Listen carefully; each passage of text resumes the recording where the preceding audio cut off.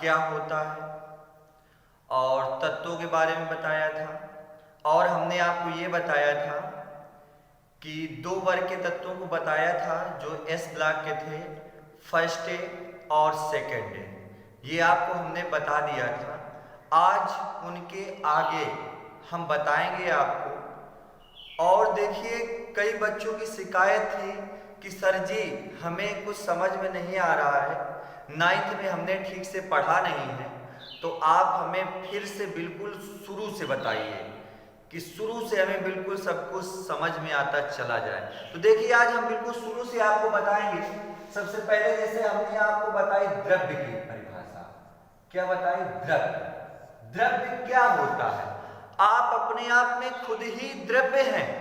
द्रव्य की परिभाषा क्या है कि वह पदार्थ जिसमें भार होता है और जो स्थान घेरता है। अगर आपको कहीं पर बैठा दिया जाए कुर्सी में, तो आपके बाद क्या ऊपर कोई बैठ जाएगा? बैठने नहीं दोगे, क्योंकि आप उस स्थान को घेर रखे हैं। काश कुर्सी का एक पाया टूट जाए तो क्या होगा? आप कुर्सी से नीचे गिर जाएंगे। क्यों गिर जाएंगे? क्योंकि आप में क्या है? भार है। तो अर्थात क्या है? द्रव्य किसे कहते हैं? वह पदार्थ जिसमें भार होता है और जो स्थान घेरता है। स्थान घेरता है। अब जैसे में तो आप ही हो गए, तो क्या हो जाएगा? सभी वस्तुएं।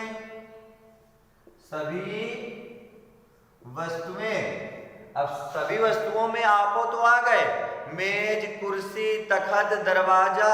अब कह दो कानपुर में क्या भार है? क्या भार नहीं है? तो कानपुर। तो आत्मा में भार होता है?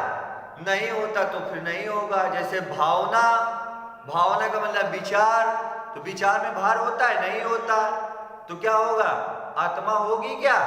तो आत्मा द्रव्य नहीं है। चश्मा लगाए हैं हम, ये देखने में आपको कैसा लग रहा है? कमेंट करके बता जरूर देना। अच्छा लग रहा होगा तो ठीक है, नहीं खराब लग रहा होगा तो उतार देंगे भाई, चलेंगे आपके अकॉर्डिंग जैसा आप चाहेंगे।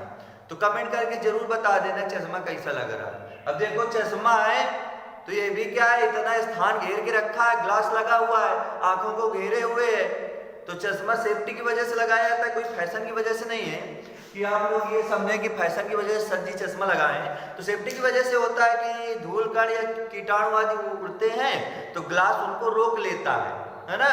तो ये क्या है? स्थान इतना घेरे हुए, तो चश्मा भी क्या है? एक प्रकार का द्रव्य है। तो हमने क्या कहा? द्रव्य वह पदार्थ जिसमें भार होता है और जो स्थान घेरता है, तो क्या कहलाता है? द्रव्य कहलाता है। अब कोई पदार्थ है तो किससे मिलकर बना होता है? तत्व से। किससे मिलकर बना होता है? तत्व से। तो तत्व की परिभाषा क्या होगी? तत्व क्या बनाता है? द्रव्य बनाता है। तो आप क्या बताओगे कि तत्व वह इकाई है जिससे क्या बनता है? द्रव्य बनता है। तो आप क्या कह दोगे? द्रव्य की इकाई क्या कहलाती है? तत्व कहलाती है। तो क्या लिखोगे? तत्व। और तत्व में क्या लिख दोगे? द्रव्य की इकाई। क्या? द्रव्य की इकाई क्या कहलाती है? क्या कहलाती है? तत्व कहलाती है। द्रव्य की इकाई तत्व कहलाती है। अच्छा, अब ये तत्व क्या है? तत्व का मतलब जैसे hydrogen, helium, lithium, sodium, potassium, लोहा, कॉपर, जिंक, एल्युमिनियम, टिन, ये सभी क्या है? तत्व हैं।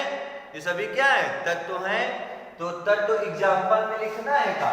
एग्जाम्पल में लिखना हो तो जैसे में आप लिख सकते हैं क्या? NaHSN, Zn, CuAg, ये सभी क्या है? तत्व हैं। क्या है? तत्व हैं। और इनमें तत्वों में क्या होता है? परमाणु होता है। क्या होता है? परमाणु होता है। तो परमाणु वह सूक्ष्मतम कण है जो क्या करता है? तत्व बनाता है। क्या बनाता है? तत्व बनाता है। तो यानी एक ही तत्व में कई सारे उसी के परमाणु हो सकते हैं, है ना।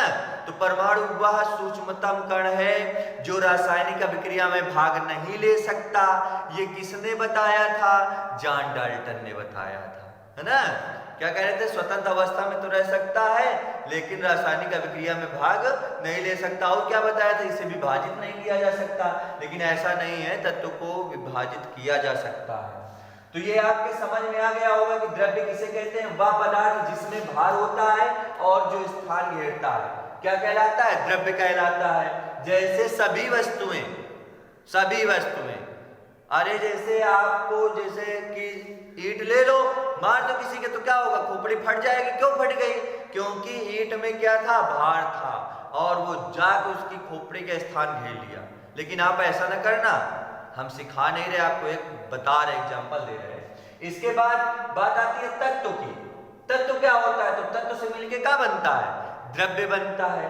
फिर इसके बाद इसमें सोडियम, हाइड्रोजन, स्टेनस जिसको आप क्या कहते हो? टिन, फिर जिंक, कॉपर, चांदी, सोना आदि हो गए। तो ये सभी क्या हो गए? तत्व हो गए। अब अणु क्या होता है? अणु क्या होता है? परमाणुओं से मिलकर अणु बनता है। परमाणुओं से मिलकर अणु बनता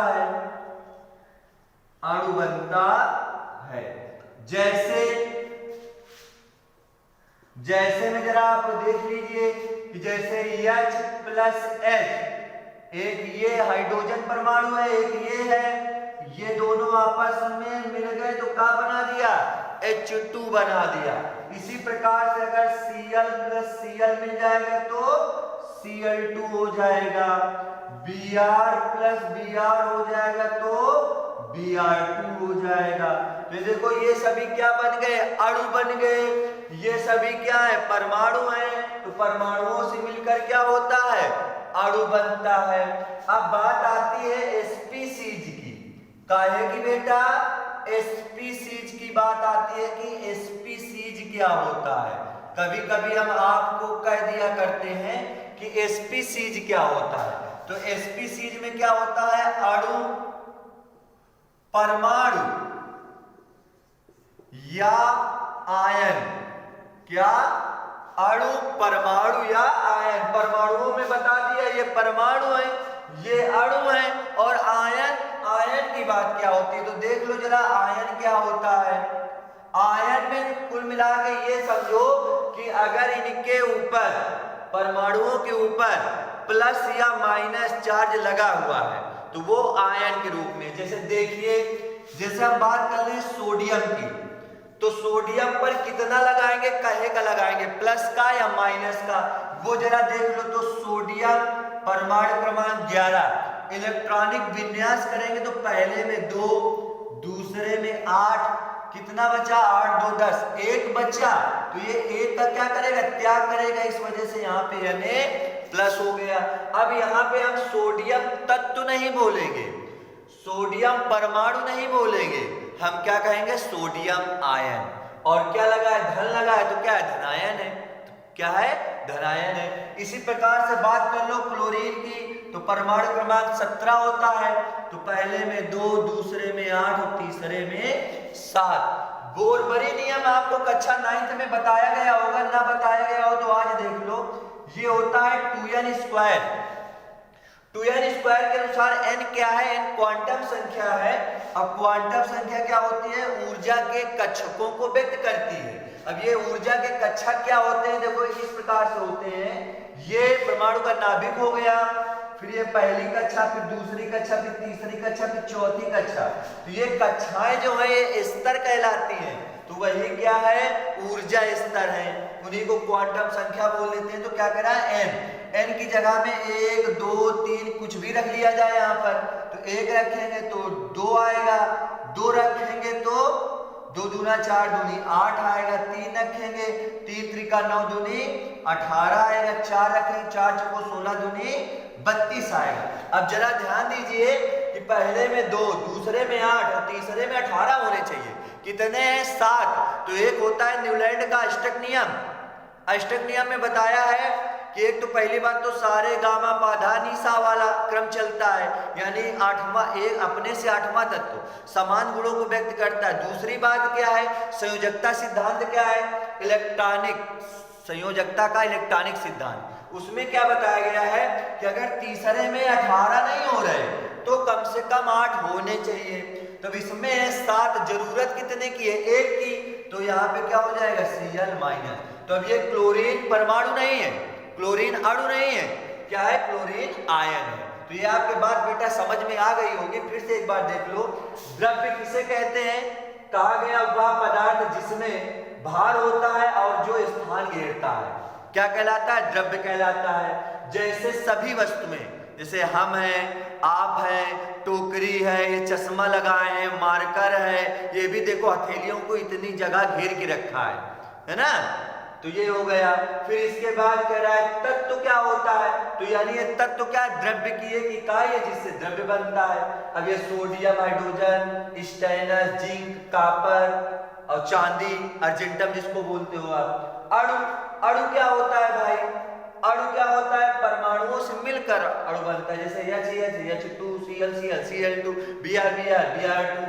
अब इसके बाद स्पीसीज क्या होता है, स्पीसीज होता है अणु, परमाणु या आयन। अब ये आयन कहां से आ गए, आयन क्या होता है, देखो जरा ध्यान दो, ये जो परमाणु होते हैं अगर इनको प्लस या माइनस के रूप में लिख दिया जाए तो ये क्या बन जाते हैं, आयन बन जाते हैं। अब देखो सोडियम का परमाणु क्रमांक 11, इलेक्ट्रॉनिक विन्यास किया, पहले में 2, दूसरे में 8, तीसरे में 1। और काहे के अनुसार बोरबरी, बोरबरी का नियम क्या था, 2n²।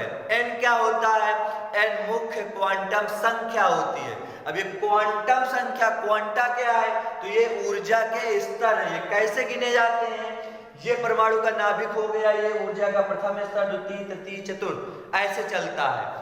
तो देखो इसमें क्या हुआ कि पहले में 2 होने चाहिए, दूसरे में 8, तीसरे में 18, चौथे में 32। अगर n का मान 1, 2, 3 लिया जाए तो हमने क्या किया, वही किया, पहले में 1, 2, 3, 4 लिया तो ये ऐसे आया। तो देखो हमने क्या किया, जब सोडियम वाले को तोड़ा तो 8, 2, 10, 1 बचा, 1 बचा, तो 1 का त्याग कर रहा है ये, क्योंकि ये क्या होता है, 0 से लेके 4 तक पहले बढ़ती है, फिर 4 से लेके 0 तक संयोजकता घटती है। यही संयोजकता का इलेक्ट्रॉनिक सिद्धांत है। तो 1 है तो 1 का त्याग करेगा, तो इस वजह से ये +1 हो गया। अब यहाँ पर कितना बच रहा था, 7। तो हमने क्या कहा था, 4 के बाद घटना चालू होता है, तो क्या है 7। तो होने कितने चाहिए, 18 नहीं हो रहे तो 8 होने चाहिए।